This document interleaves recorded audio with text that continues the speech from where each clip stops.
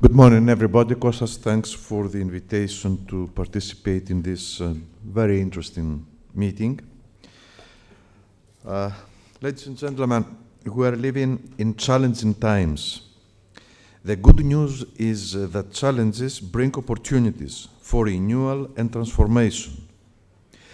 Globally, we will live in a more competitive, energy-intensive world.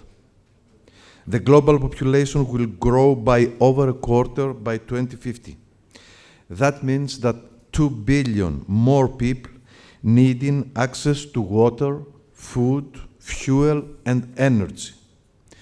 With just 10% of the world's population, Europe accounts for 12% of global consumption.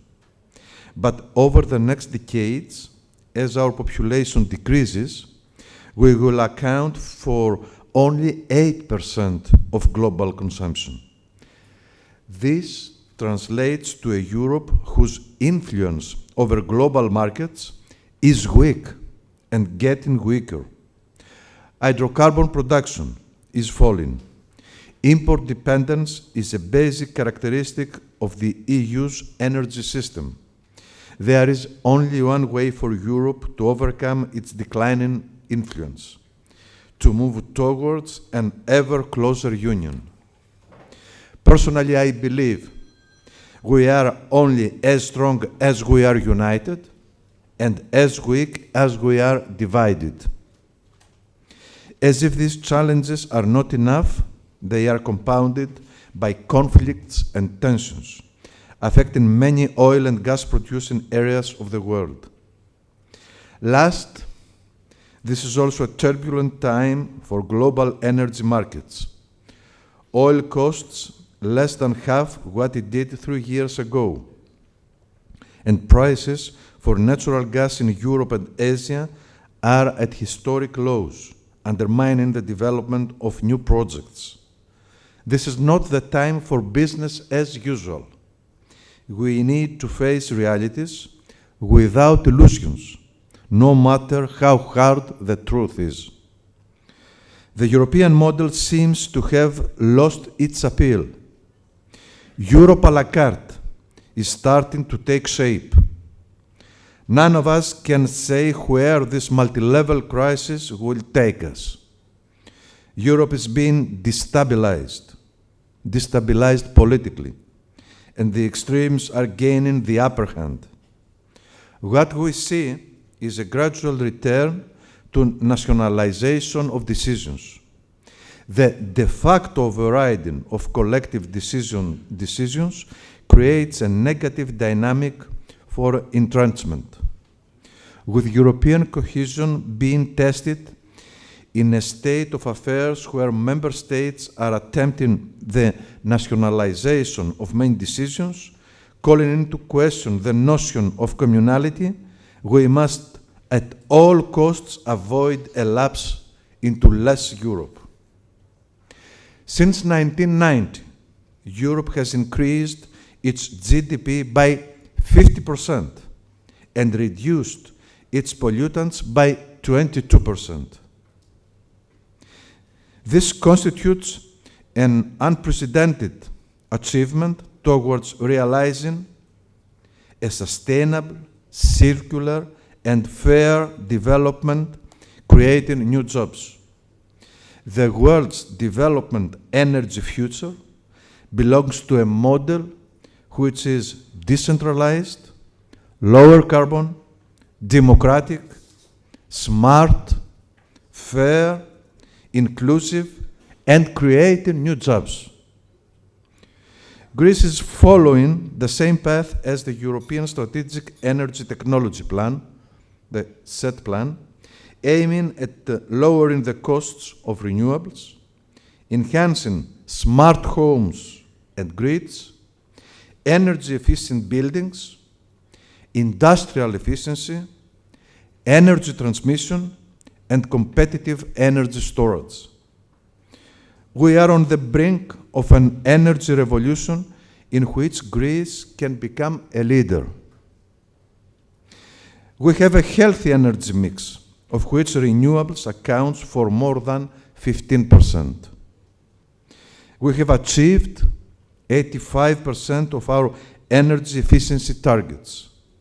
However, we have high energy prices, ranking 23rd and 18th for electricity and natural gas prices in the EU as a whole.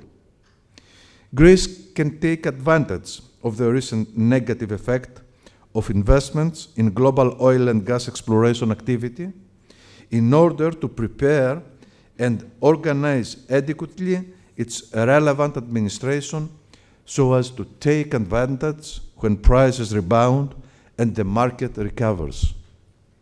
Since 2012, 3 international tenders for Greece's hydrocarbon exploration and exploitation were launched, and 6 submitted offers are currently being evaluated. I am convinced that Greece can become part of the so-called East Mediterranean hydrocarbon Eldorado. All the available data indicate that in the coming years, Greece as well as Cyprus will join the group of EU member states which contribute positively to Europe's energy security through the promotion of indigenous energy resources. We succeeded in turning the EU's diversification strategy into a great opportunity for Greece. We did this by ensuring that Caspian gas enters Europe via Greece through Trans-Adriatic Pipeline, through TAP, making it the EU's gateway for the Southern Corridor, upgrading the country's geostrategic importance.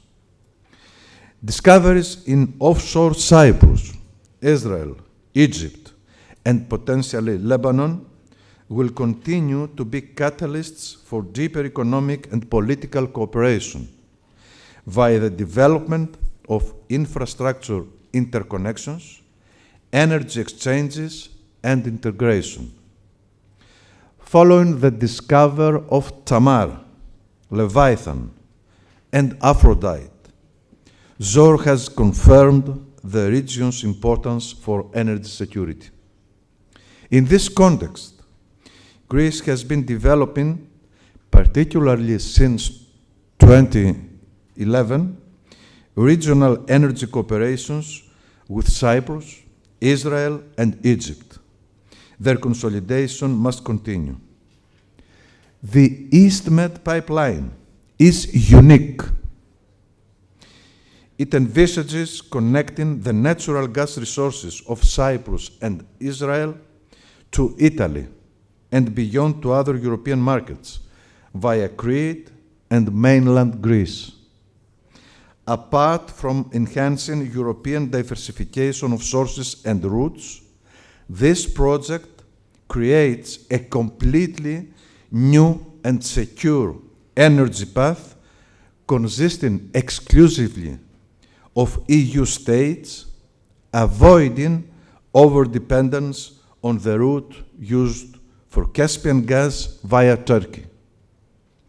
At first, views of this pipeline project was received with skepticism. Personally, I always believed in it. And last summer, we received confirmation. The results of the pre-FEED study proved conclusively that the project is technically feasible, economically viable, and commercially competitive. Thanks to advanced technology, its capacity has been increased to 10 BCM and can be upgraded to 16 BCM.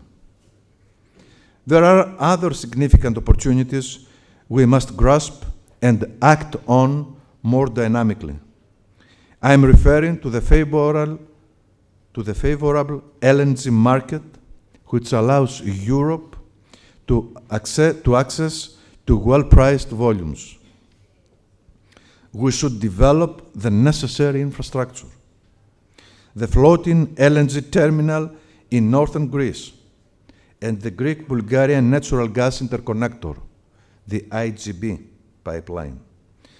These can fundamentally enhance the energy security of Southeast Europe, providing valuable sources of diversified gas and forming the first part of the vertical corridor, a new one corridor in Eastern Balkan countries. We have included all these projects since 2014 in the list of the European projects of common interest for co-financing. These projects, together with the upgrading of the Revithoussa LNG terminal and the development of the Southeast Europe Energy Exchange, form part of a solidly based energy security which aims at the emergence of Greece as an energy hub. We have many opportunities for energy security, including resource exploitation. Many of the challenges are not geological. They are overground, made by men, and political. Energy cannot solve them, but it provides incentives for cooperation and ambitious regional solutions. Thank you very much for your attention. Thank you very much. Good morning to everybody.